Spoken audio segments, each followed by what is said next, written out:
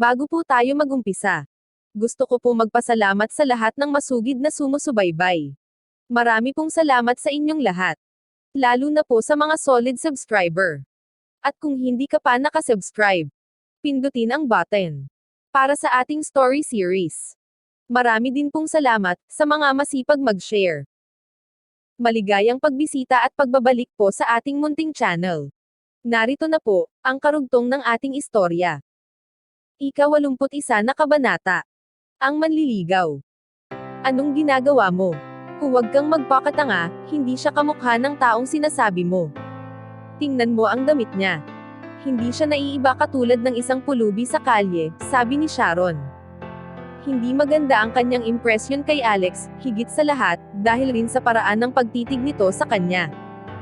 Hindi sumagi sa isip ni Sharon, na siya ang unang nang-aasar sa kanya, at ganap na may katwiran ang titig nito. Huwag ka nga munang magsalita, sabi ni Kelly, habang sinusulyapan si Sharon. Saka siya tumingin kay Alex, at binati ito. Sorry, aalis na ako. Hindi rin gusto ni Alex, si Sharon, at ipinagpalagay niya na ang kanyang kaibigan, ay katulad din ito. Nagsimula si Alex, maglakad palayo. Nakita mo na ang ginawa mo. Pagmamaktol ni Kelly habang sumulyap kay Sharon. Pagkatapos ay hinawakan niya ang kamay ng kaibigan, at sinundan nila ito. Nakaramdam ng pagkauhaw si Alex, habang naglalakad sa cafeteria. Nagpa siya siyang bumili ng malamig na inumin.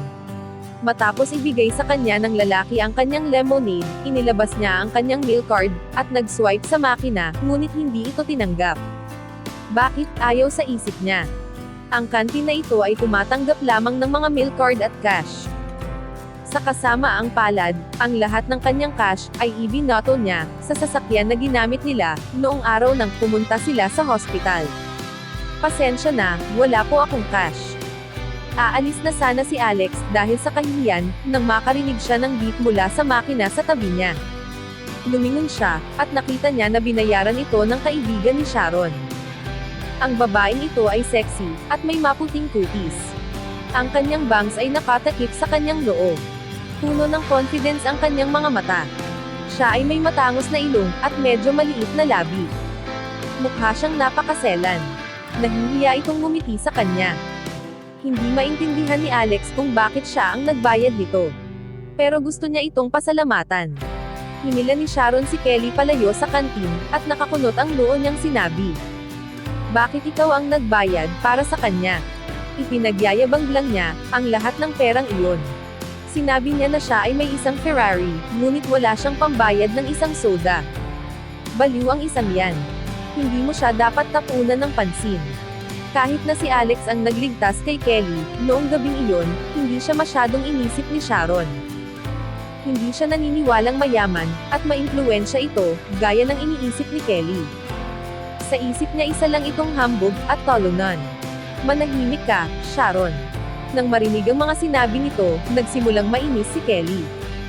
Wala siyang pakialam kung kanina pa nagyayabang si Alex sa cellphone. Para sa kanya, siya pa rin ang kanyang bayani. Naghinala si Alex nang marinig niya ang mga sinabi ni Sharon. Nagtaka siya, ano ang ibig niyang sabihin. Huwag mo siyang pansinin. Ipinapaalala niya si Kathy at Karen. Ang dalawang ito ay binibigyan ako ng pansin. Pareho silang nag-iisip ng paraan para dayain ang aking pera. Hindi kaya ang mukhang harmless na kaibigan ni Sharon na ito ay habol din ang pera ko. Posible rin naman, kasi medyo marami na sa paaralan ang nakakaalam na nag-donate ako ng mahigit $100,000 sa charity. Sa pag-iisip nito, hindi napigilan ni Alex na makaramdam ng kaunting galit. Ayaw niyang niloloko siya ng kahit na sinong babae, kahit gaano pa sila kaganda. Kahit sinong babae, na ang pinapansin lang ang pera niya, ay pangit ito para sa kanya. Ibinalik niya ang lemonade sa counter. Tumalikod siya, at lumabas ng kantin. Sinimulan siyang sundan ni Kelly. Hindi niya alam kung ano ang pinagdaanan ni Alex kina Kathy at Karen, kaya hindi niya maintindihan kung bakit ganoon na lamang ang pakikitungo nito sa kanya. Kinuha ni Alex ang isang hire bike sa campus, at nagtungo sa kanyang dorm. Para iwan niya sina Kelly at ang kanyang kaibigan. Sa kanyang pagtataka, kumuha din si Kelly ng bisikleta, at nagsimulang sumunod sa kanya. Hoy sandali, Sigaw ni Kelly. Siya ay halos mabaliw sa pagpidal ng kanyang bike para habulin ito. Bihira siyang magbike, kaya napaka-awkward ng postura niya. Hindi siya pinansin ni Alex, at nagpatuloy sa pagmamaneho ng napakabilis. Pakiusap, huminto ka muna, mayroon akong sasabihin sa iyo. Sa sobrang pagsisikap, sa wakas ay naabutan ito ni Kelly. Lumingon siya, habang humihingal na nagsalita. Ngunit hindi man lang siya nilingon ni Alex. Nagpatuloy ito sa pagpidal. At lumaki na naman ang kanilang agwat. At naiwan siya. Hintayin mo ako. Bakit ang bilis mong magpidal? Hindi naawa si Alex sa kanya. Alam ko, na gusto lang ng babaeng ito, na kausapin ako, para lukohin ako sa pera, sa isip niya. Bakit ko siya bibigyan ng pagkakataon, na gawin iyon? Pagdating nila sa plaza sa harap ng library, nakarinig si Alex ng kalabog sa likod niya. Mabilis siyang lumingon, at nakita niyang nakatumbo sa damuhan ang bisikleta ni Kelly, at nakapatong siya sa ibabaw nito. Nang makita niya ito, medyo nakonsensya siya. Nahulog si Kelly dahil sinusubukan siyang habulin nito. Napatingin si Alex kay Kelly, na nakahiga sa damuhan. Napagtanto niya, na siya ay kumilos ng hindi maganda. Ang kanyang puso ay lumambot. Sa wakas, tumalikod siya at nagpunta kung saan si Kelly nahulog. Isinandal niya ang kanyang bike, at naglakad palapit kay Kelly. Galit na sabi ni Kelly sa kanya. Bakit mo ba ako tinatakasan? Umalis ka na, huli na ang lahat. Lumayas ka. Nagtanong si Alex. Okay ka lang ba? Okay lang ba ang pakiramdam mo, sa posisyon ko? Ano sa tingin mo? Sagot ni Kelly, na nakatitig sa kanya mula sa baba. Napahinga si Alex ng malalim, at inilahad ang kamay sa kanya. Napatingin si Kelly sa kanyang nakalahad na mga kamay. Bagamat galit pa rin ito sa kanya, inabot niya ito, at hinila siya nito patayo sa damuhan. Okay ka lang ba? Tanong ulit ni Alex habang hawak siya sa kamay na tinutulungan tumayo. Medyo masakit ang bukong-bukong ko, sagot niya. Lumambot din ang pakikitungo nito sa kanya. Inalalayan ni Alex ang pilay na dalaga. Marahan silang naglakad sa isang bato sa may gilid ng kalsada. Dahan-dahan lang, sabi nito sa kanya. Dahil sa kanyang kabaitan, nagsimulang maging mas masaya si Kelly. Masakit ang bukong-bukong ko, baka matulungan mo akong imasahe ito. Malumanay na hiling ni Kelly, habang nakatingin sa mga mata nito. Hindi kayang tanggihan ni Alex, ang napakagandang babae. Kasalanan ko kung bakit siya nahulog sa bike niya, sa isip niya. Bibigyan ko lang siya ng mabilis na masahe sa sakong. Lumuhod si Alex sa harapan ni Kelly, at hinawakan niya ang paa nito, at marahang minasahe ang bukong-bukong nito. Nakita ng mga ilang lalaking estudyante, na nagpapahinga at nagbabasa ng mga libro sa damuhan na malapit, ang eksenang ito. Hindi sila makapag-concentrate sa kanilang pagbabasa, dahil hindi nila maiwasang panoorin ang binata, na minamasahe ang paa ng babae. Napakaganda ng babaeng nakaupo sa bato. Siya ay perpekto at mukhang mas Ellen. Sino ba naman ang hindi gugustuhing alagaan siya? Ngunit ang lalaki ay nakasuot lamang ng ordinaryong damit. Mukha itong pulubi, at pinapabayaan lang ng babae na imasahe ang paa nito. Nakaramdam ng inggit, at inis ang mga binata na nanonood. Lahat sila ay gustong imasahe, ang paa ng magandang dalaga. Ano na ang pakiramdam mo? Inangat ni Alex ang ulo niya, at magiliw na tinanong si Kelly. May konting sakit pa. Mahinang sagot ni Kelly. Noong una, akala niya ay prangka na lalaki si Alex, ngunit ngayon, tila may maselan at magiliw itong pagkatao. Lumalim ang magandang impression nito sa kanya. Nakasquat pa rin si Alex sa lupa, maingat na minamasahe ang paa nito, nang biglang nagtanong si Kelly. Ano ang tingin mo sa akin? Anong ibig mong sabihin? Sagot ni Alex. Huminto siya at tinignan ito nang nagtataka. Kung sakaling gusto mo ako, bakit hindi tayo mag-date? Iniisip ni Kelly na gusto rin siya ni Alex. Para sa kanya, ito ay pag-ibig, sa unang tingin, sa unang pagkakataon na nakita niya ito, ay gusto na niyang lumabas kasama ito. Ibinaba ni Alex ang paa nito. Binigyan niya ito ng maliit na ngiti, at tumayo. Katulad ng naisip niya. Siya nga, ay may lihim na motibo, sa pagnanais na mapalapit sa kanya. Hindi pa niya nakilala si Kelly. Kahit kailan. Wala pang isang oras kaming magkasama, pero sabi niya, may nararamdaman siya para sa akin. May gusto ba siya sa akin, o pera ko lang ang habol niya?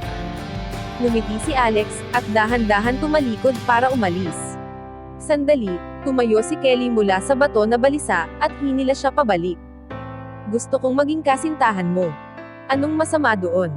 Sanay na si Kelly sa mga lalaking humahabol sa kanya. Ito ang unang pagkakataon na kinailangan niyang mag-propose sa isang lalaki. Hindi siya naniniwala na tinatanggihan siya nito. Gulat na gulat ang mga binatang lalaki sa damuhan, na kanina papalihim na nagmamasid sa kanila. Paanong mai-inlove ang magandang Diyosang ito, sa mukhang pulubi na ito, at aayain siya na maging kasintahan nito? Mukha siyang walang kwentang tao. Ano ang nakita ng babaeng ito sa kanya? Pagtataka ng mga lalaki. Ano ang iyong pinagsasabi? Wala pang isang oras tayong magkakilala. At hindi ko nga man lang alam ang pangalan mo, pero sinabi mo, na gusto mo maging kasintahan ko. Sa tingin mo ba talaga, isa akong tanga? Tanong ni Alex kay Kelly, na may masungit na mukha. Hindi ako naging maingat. Ang pangalan ko nga pala, ay Kelly. Sa tingin mo ba nagsisinungaling ako sa iyo? Hindi, seryoso ako, mabilis niyang paliwanag. Sa totoo nagkita na tayo dati. Sinusubukan ni Alex na alalahanin siya. Nagtataka si Alex. Ang napakagandang babae na ito, kung nakita na niya ito noon, siguradong maaalala niya ito. Habang patuloy na nag-iisip si Alex. Dagdag ni Kelly. Hindi lang tayo basta nagkita, isang malaking tulong rin ang nagawa mo. At sinabi ni Kelly sa kanya, ang lahat ng nangyari noong araw na iyon.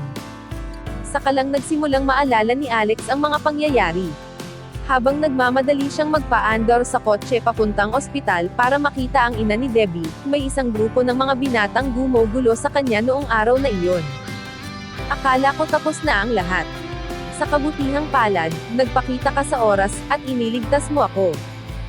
Gustong-gusto kitang makitang muli, kaya sinubaybayan kita, at pumunta dito sa Preston University para hanapin ka. Dahan-dahan tumango si Alex. Noon lang siya naniwala na hindi hinahabol ni Kelly ang pera niya. Nang sandaling iyon, mabilis na lumalapit si Sharon sa kanila na naglalakad, at nakita niya si Kelly na nakaupo sa malaking bato. Nag-aalalang tanong niya sa kaibigan. Ayos ka lang ba? Hindi siya pinansin ni Kelly. Ang kanyang tingin ay nakatuon sa mukha ni Alex. Tanong muli ni Kelly. Gusto mo bang makipag-date sa akin? Malaki pa rin ang tiwala ni Kelly. Sigurado siyang gugustuhin itong sumama sa kanya, ngayong nalutas na ang hindi pagkakaunawaan. Tinatanong mo siya na makipag-date sa iyo, pero isa lang siyang tolunan. Hindi maintindihan ni Sharon ang kaibigan. Gayunpaman, alam niya kung gaano katigas ang ulo nito. Kung may gusto ang isip ni Kelly sa isang bagay, alam niya na wala siyang magagawa para baguhin iyon. Tinuro ni Sharon si Alex at sinabing, binabalaan kita, huwag mong abusuhin ang kaibigan ko. Masyado mong iniisip ang sarili mo. Akala mong hindi ko alam, isa lang ang hinahabol mo. Ayaw ko na lumabas kasama siya, mahinahong sagot ni Alex. Alam mong napakabuti ang pakikitungo ni Kelly sa iyo, pero iniisip mo pa rin na makakasama mo siya. Hindi ka kapani-paniwala. Dahil sa sinabi ni Alex na, ayoko. Natigilan siya sa sagot nito. Binetukan ni Sharon si Alex. Si Kelly ay kanais-nais na walang sinumang lalaki, na nasa tamang pag-iisip ang tatanggi sa kanya. Hindi maiwasan ni Sharon na mapatingin kay Kelly. Nakakagat ito sa kanyang labi, at parang malapit na lumuha. Hanggang dito na lang po muna. Maraming salamat po sa pakikinig. Sana po, ay nagustuhan nyo ang ating story series. Sa mga bagong tagapakinig, mas okay po kung mag-uumpisa kayo sa episode 1. Pwede po bang humingi ng subscribe? Bilang pagsuporta sa ating munting channel. Hanggang sa susunod po muli. Stay safe and God bless.